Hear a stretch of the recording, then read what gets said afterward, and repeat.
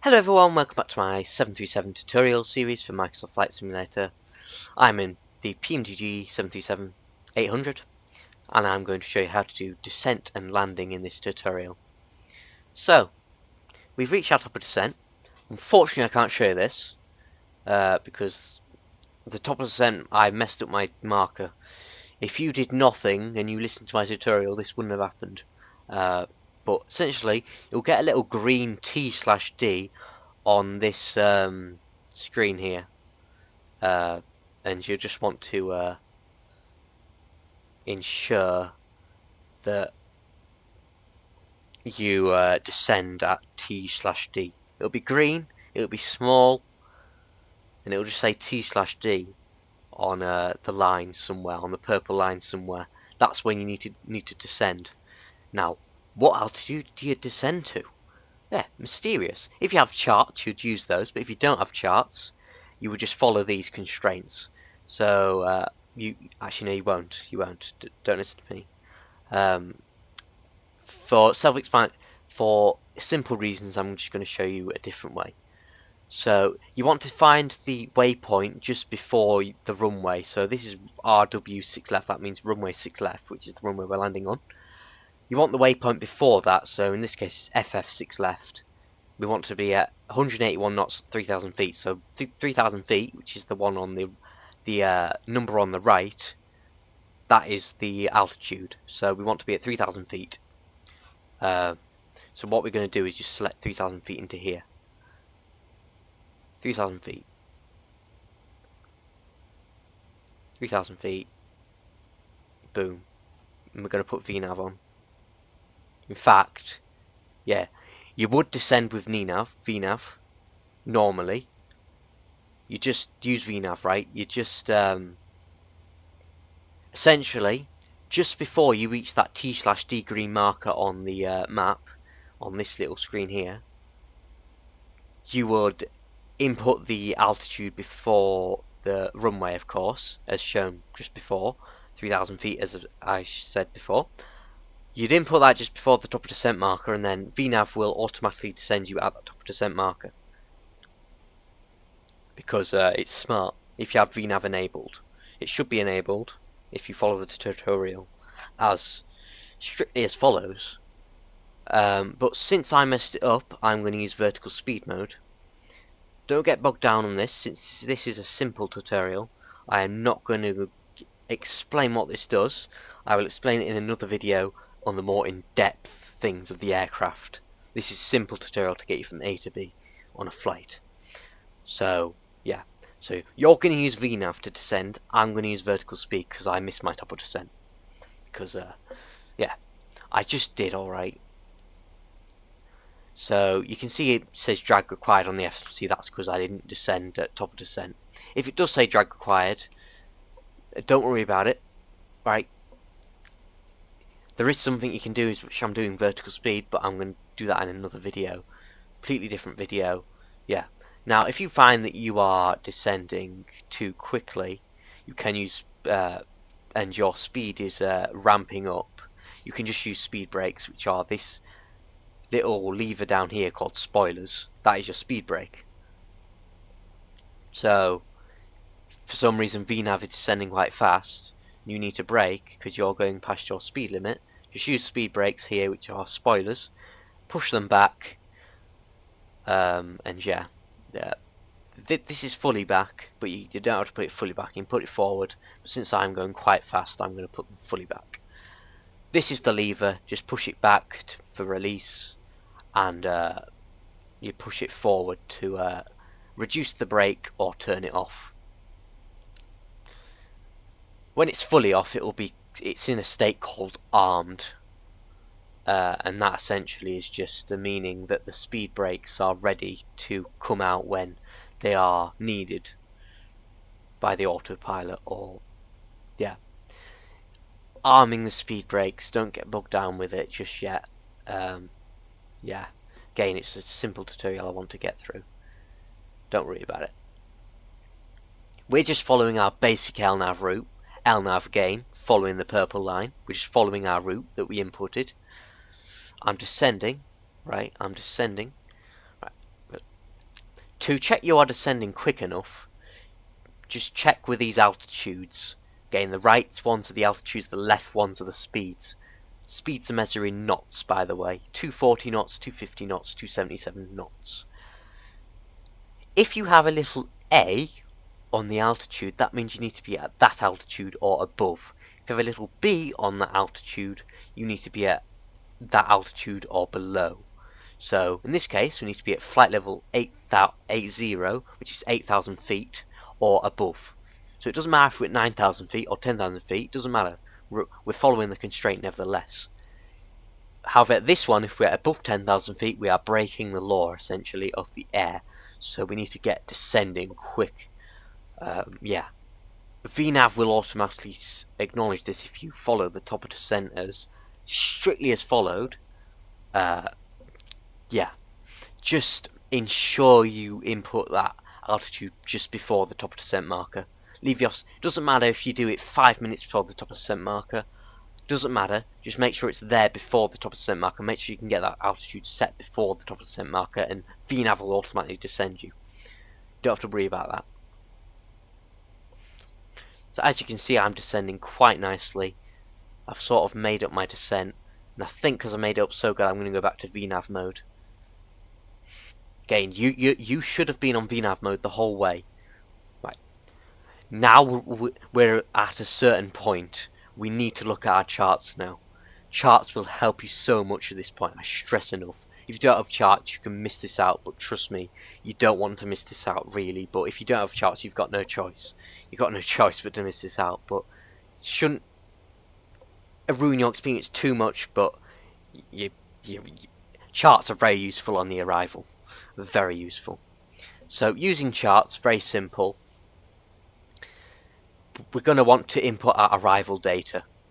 Our arrival data, what we need to look out for are the ILS frequencies if you're flying an ILS, which I'm going to do today. This is ILS, by the way, landing, ILS landing, most common used landing. You're going to want to look for your final approach course, which is a heading, the heading of the runway, essentially, simply put. And you also want your minimums, which is the minimum altitude you should be at before you should perform a go-around if you do not see the runway at that altitude. Right. Now, to find your ILS frequency, you see here, ILS DME 110.3. That is our ILS frequency. It's also shown here, LOCQAA 110.3. That is our ILS frequency. Now, where do we put this in this aircraft? In this aircraft, you have a little thing down here.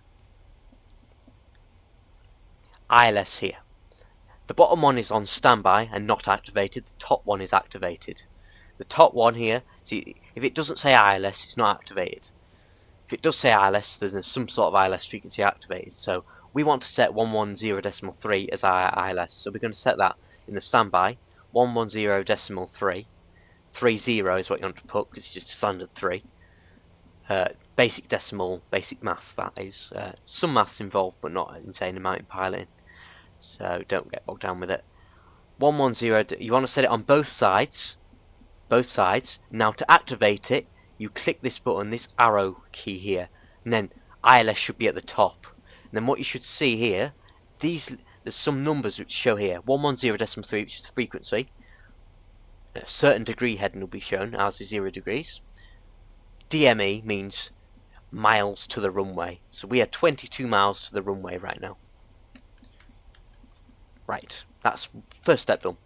I'm a bit delayed. So final approach course is found here, right at the top. Final approach CRS, that is your course, 064. So where do you input this in? Right where it says course here. 064 is what we want to input. 064. Select 064. 064. There we go. You want to set it on both sides. There's one here as well. So we're going to set 064. 064. 064. Set it on both sides and you're good. Now once you get past your transition altitude, you want to you need to make sure you have your barometric pressure set. Now to make our minimums, we're going to go with 242. Always go with the A one for simplicity. 242 is our minimums. Where do we input our minimums? Which is the minimum altitude we need to be at before we need to perform a go around if we don't see the runway. Minimums, this one here, barrow. Minimums, mins. You see mins here, barrow, that's pressure. This is mins, minimums. So our minimums are, as shown here, 242. 242 for the ILS today. 242. So we're going to select it. It will show here barrow. Once you've pressed up or down on the scroll wheel, it will show here barrow. We want 242. So we're going to scroll up to get our thing up to 242. 242 is our minimums. That's not the altitude. Altitude is in the brackets. 234 is the altitude. That's 234 feet before you have to go around if you don't see the runway. Brackets is the altitude. The bold one is the minimums you need to input into the flight computer, or the thing there, as I just showed you. Now, because our transition altitude is 5,000 feet as shown on the charts, trans out 6,000 feet, poly 6,000, I need to press the standard pressure button to make sure it comes out of standard pressure.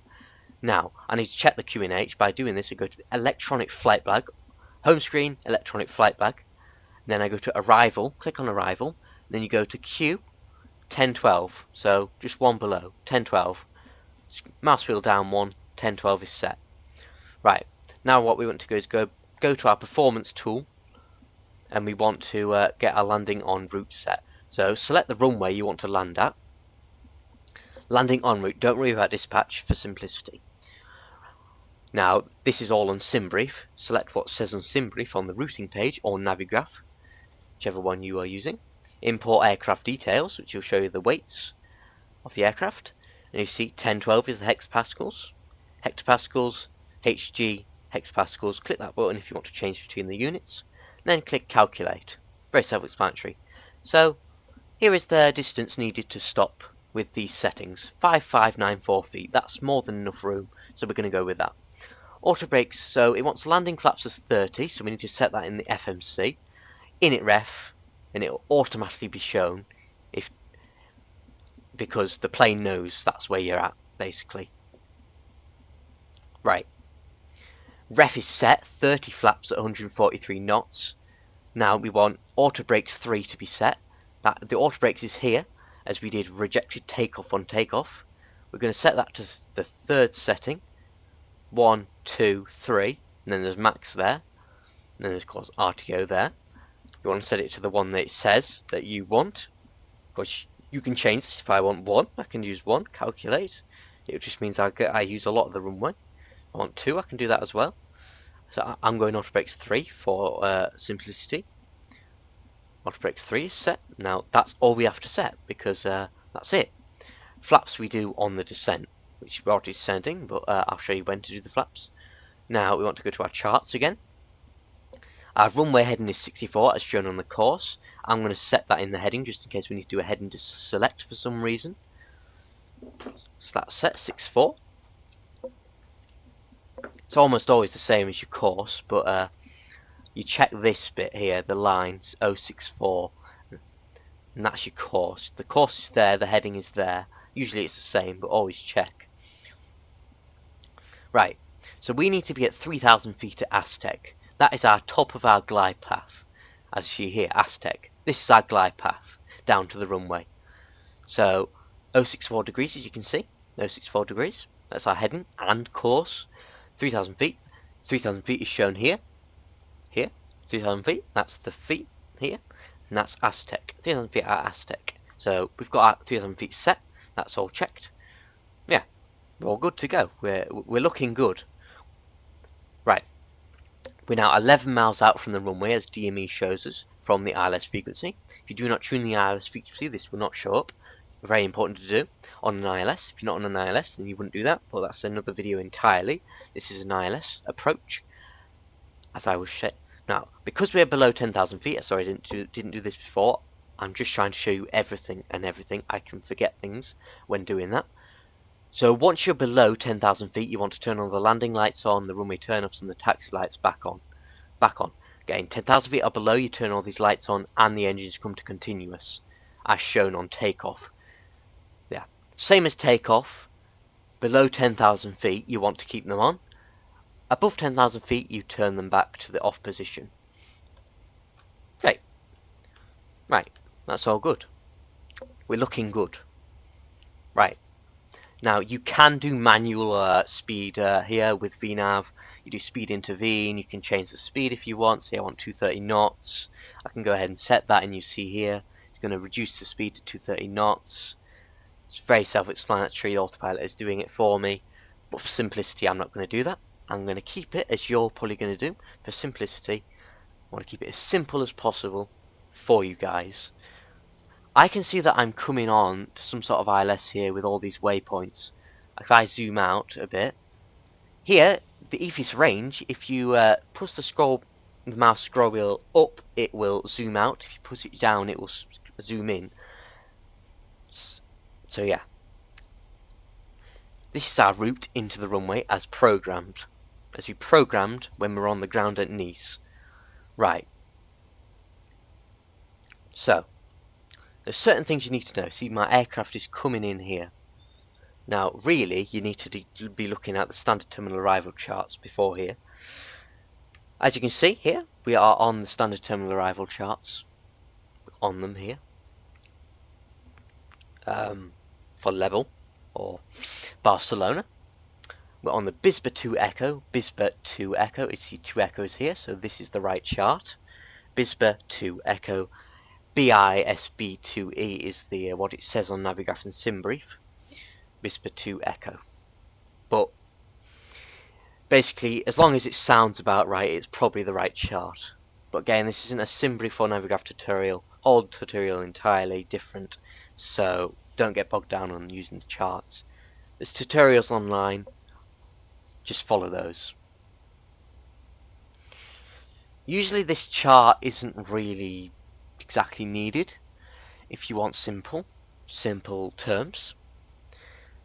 But yeah, it will show you certain altitudes you need to be at and things. It doesn't seem to be happening now because I've come off the arrival, because I've come onto the chart a bit too late, essentially. So I'm more onto this chart now, really. So one thing you want to look at is the go around altitude. This is shown by this little box here, missed approach. Climb on runway heading to D3.5 PRA to intercept and follow R053 PRA to 3000 and as directed. Don't worry about anything on here apart from the 2 bit. 2 and then there should be a number. This is the altitude.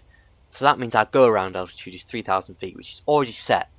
Once you reach your glide slope, which I'll show you how to do in a minute, you would want to set your go around altitude, which is shown on the missed approach chart here, 2, and then there'll be an altitude shown here. Ours is 3000, and then we're already on 3000 because we need to be at 3000 on the last waypoint before the ILS anyway, which is standard procedure. So I've got our everything set really now. So let's have a look. We've got our barometric pressure set, we've got our minimum set, we've got our VREF set, we've got our auto brake set, we've got our course set, we've got our ILS frequency tune, we've got the heading set, we've got VNav and LNav armed, we've got our go around altitude set, and then we've got our ILS capture altitude set. Apologies. Yeah, we're all good. We've got all the landing lights and runway turn-offs and taxi lights on, engines are in continuous mode. We are ready to intercept our glide path and intercept the ILS, as we call it. See, we're 21.7 miles out from the ILS. Again, if you don't have the ILS frequency tune, that won't show. It's really important you tune that. Really important to have charts. If you don't have charts, all of that pretty much is not accessible to you. So ChartFox is free, but doesn't have every airport. It'll have most of the main airports, I'd assume, but yeah, Navigraph is strongly recommended to get a subscription for it. Strongly recommend it.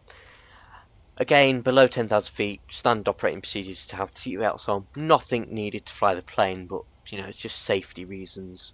It's useful to have. So we're all set to inset the ILS. Now, we haven't inset the ILS yet. When you know you've inset the ILS, you can't do this without charts. Again, Can't stress enough how much charts are important to you.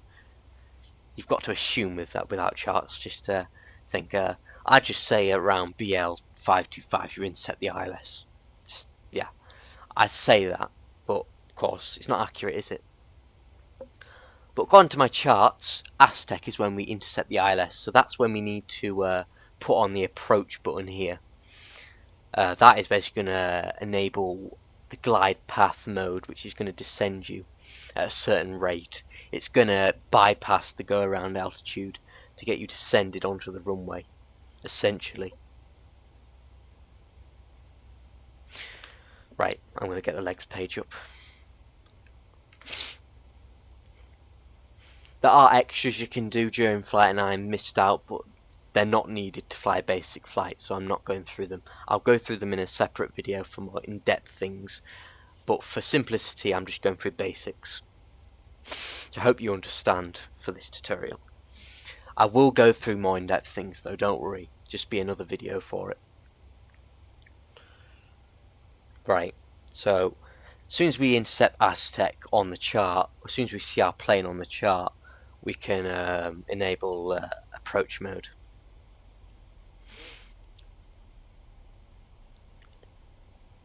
Cool. It might be a bit stuttery coming into here, but I do have scenery at Barcelona.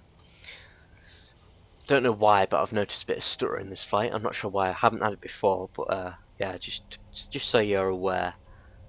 Because we can get some nice wing views. Oh, I've got spoilers. You want to make sure your spoilers are armed if you don't need them. Just won't stress that enough.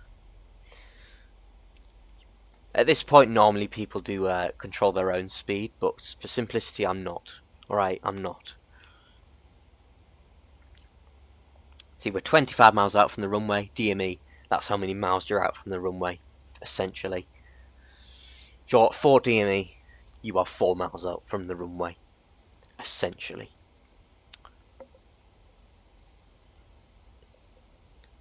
I do hope everyone is finding these useful and easy to understand. Yeah. It is my first tutorial ever, so I am bound to make mistakes. I don't blame you if you don't find it useful, but I'm going to improve, and I promise. And if you want me to improve on anything in particular, do let me know in the comments, because I will act on it. Right. So again, we're just following the LNAV path, LNAV the purple line, VNAV controlling our rate of descent and our speeds. So see, there are certain things like flaps are needed to increase your rate of descent and help you into your descent. There's certain speed limits as to what flap settings you can have. These can be found down here to the first officer seat area. See here, flaps 1, 250 knots. Flaps 2, 250 knots. Flaps 5, 250 knots. 10, 210 knots, so on and so forth. We need to get all the way to flaps 30, so we need to be at a minimum of 175 for landing. So flaps 1, we can be at anywhere from flaps 1 to flaps 5 for 250 knots or below. We are at 250 knots or below, so I'm going to go right away to flaps 5. I'm going to select flaps 1 first so we can get into our flaps. If you go to wing views, you'll be able to see those flaps getting extended. You'll hear this noise. As you can see, that noise is gone. That's flaps extending. I'm going to set this all the way to flaps 5 now. This is going to help you with your speed and your descent. I'm going to enable localizer now. And seeing as localizer is captured, as you see, I'm coming onto that glide path now. I'm coming onto it, so I'm going to enable approach mode now, since VOR lock is enabled. VOR lock is essentially a localizer that tells you when you should enable the approach.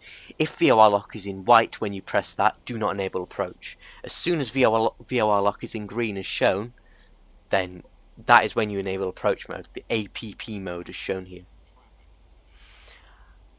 As you can see here, the G/S is in white under VNAV path. This essentially means that it's armed, but it isn't ready to go out yet. It will be enabled to go out once we intercept Aztec on the ILS, which is we're about to come upon. You will see this traffic here, but again it's FSLTL. There's no separation between us, so yeah, because I'm not on an ATC network, so we just have to ignore traffic because we can go through them anyway. We're still on autopilot, we're 30 miles out from the runway, DME, 30 miles out. VNav is controlling our speed and our rate of descent. Got approach mode enabled. As soon as glide slope comes to green, that's when the glide slope is enabled. Glide slope is enabled once it's in green. Let's just as VOR lock is in green. If VOR lock is not in green when you click on it, then keep VOR lock on until it is go green. Once it's in green, once VOR lock is in the green as it is, click approach mode, and then glide slope could be in white most likely. And you just have to wait for that to go green. Once it goes green, then that's when you're on the glide path down to the runway. We've got our altitude at Astrek set, so 3,000 feet. That's set. As soon as glide slope is enabled and out, that will be able to bypass 3,000 feet because VNav will no longer be operational. It will be activating landing mode basically. Because we are available 175 knots and below, we can go all the way up to flaps 30 if we wished. I'm just going to go in increments to make it easier. See, glide slope, it's now captured. Now we should be able to go past 3,000 feet. As you see, it's descending now. That line is descending us now because it's bypassing, because it knows we're landing now. Right. This diamond here means you're on track for the runway. If this diamond is above, it means you're too high. If it's below, it means you're too low. So you need to sort of solve that manually. Maybe turn autopilot off and manually control the plane. Or you can use certain modes, which I'll show you in a more in-depth video. For simplicity, this is what you do. Once you reach 2,500 feet, however, you want to put the landing gear down. Landing gear goes down at 2,500 feet. Flaps, we're just going to get all the way to 30 now because we are ready to land. We're on the glide path. We just need to get them all the way to 30 now. Landing gear is down. Flaps are at 30. Speed is set by VNav. Yeah, again, ignore the aircraft. We're not controlled by ATC. It's FSLTL. Don't worry about it. It's fine. So we're in single channel here. There is a dual channel. That is auto lands, but I won't get into that in this video. Again, simplicity. We're just going to do simple things to get you from A to B. See, we're on the glide path here because we are on this little line here. This line is the glide path. This little like thick line, glide path, thick black line is the glide path. So we are landing DME 5 miles from the runway now.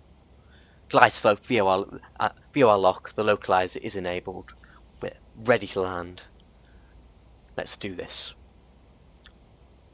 C&D is still enabled. Yeah. Once you reach about 3 miles out, you want to disengage the autopilot, but you can do it whenever you like, really. You just have to make sure you turn it off just before you land. As you can see by the diamond, we are on track. We don't need to go higher or go lower. As soon as you disengage the autopilot, which is CMD, you click this button, or I have a button on my joystick, so I'm going to use that. But you click that button if you don't. CMD is the autopilot. So I think now, because we're 3 miles out basically, I'm just going to disengage the autopilot. You'll get a little warning. To get rid of that, you press this button here, which is flashing. That'll get rid of that. Of course, you can see that diamond is moving because I am too high. I'm too high. No, I'm too low actually. Believe it or not. As you can see, I'm a bit off center, so I'm going to correct that. See the pappies there? I'm too low. 2 reds, 2 whites is where you want it. Red means you're too high. White means you're too high. Red means you're too low. So if you've got more red than white, you're too low. See, minimums was called out. That's the minimum altitude. I see the runway, so I can land.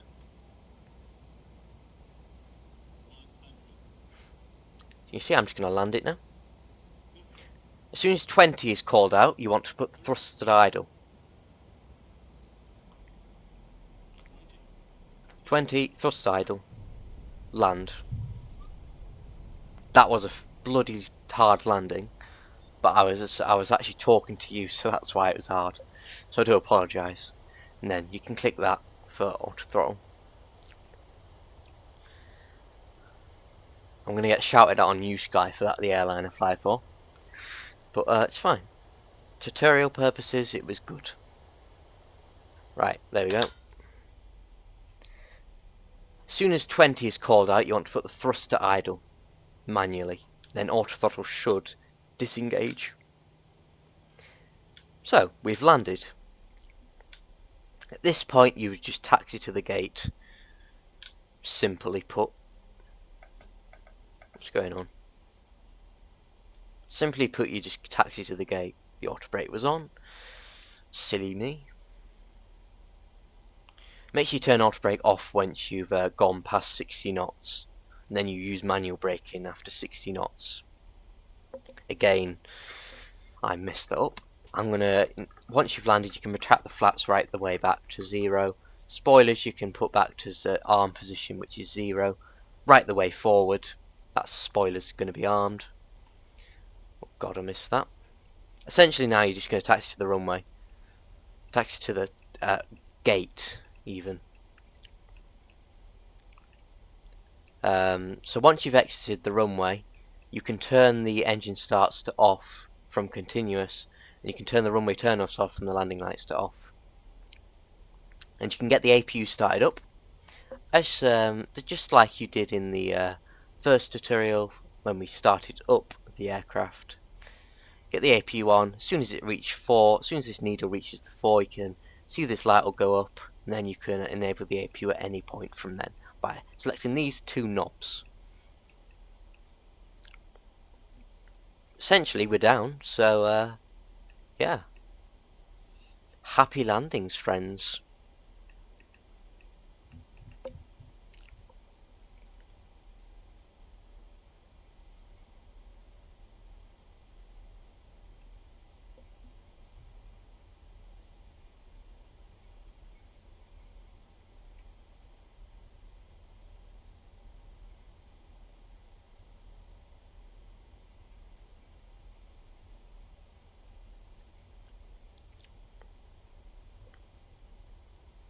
Yeah, essentially. So you see that button's there and the needle's on 4. You can enable the APU at any point, but you don't want to do that until you reach the gate. I'm just going to park at a random gate. Simplicity. Again, I'm just taxiing randomly because I'm not on a network. I'm not on an ATC at all.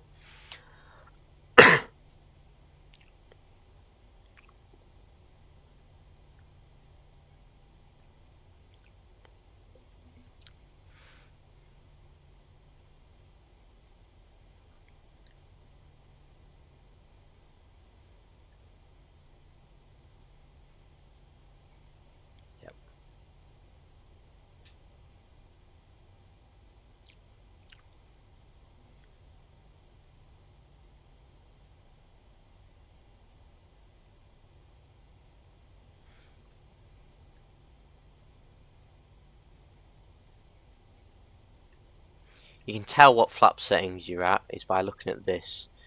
Up means it's off 1, 2, 3, 4 and all the way up to 40. There's numbers on this little circle here and the needle.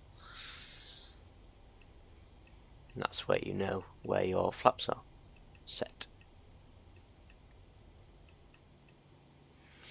Just going to ignore plane. Doesn't affect me. I can go through him. No problem. I'm just going to park here. Simplicity.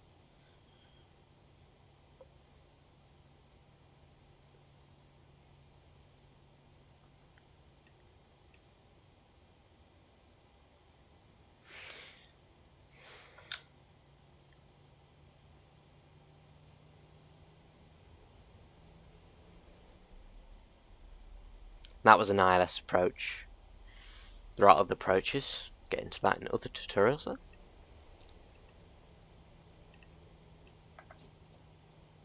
So once you're parked, parking brake on. APU can come on by using these selectors, assuming you started it earlier.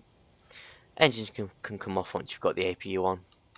APU bleed can come on. Packs can come off because there's no engine power anymore. Hydraulics can come off. Prop heats can come off. The window heats can come off. Your damper can come off, fuel pumps can come off, lights can all come off. Not done already. Close the flight on New Sky. That's just an optional thing. Off, off, off. Engines are off. Emergency lights armed. Seatbelts off. Again, this is just, some of this is basically optional, but some of it isn't. Once you, there we go. Really, once you've landed, you can do what you want, really, because unless you want to do a return or something, or go somewhere else on the same game. Essentially, you're ready for a turnaround now, though. You've got the engines off. You've got APU on. You just press deboarding and whatever. The ground can come and sort you out. So that was my tutorial series on the Boeing 737. All the way to landing, ILS approach. Yeah. Hopefully you did enjoy. I'm going to do more tutorials on more in-depth things and other things which I didn't go through in these tutorials. Maybe things that I didn't explain very well. I'll go through those in a more in-depth video. But anyways, without further ado, thanks for watching, and I'll see you guys in the next video. See ya.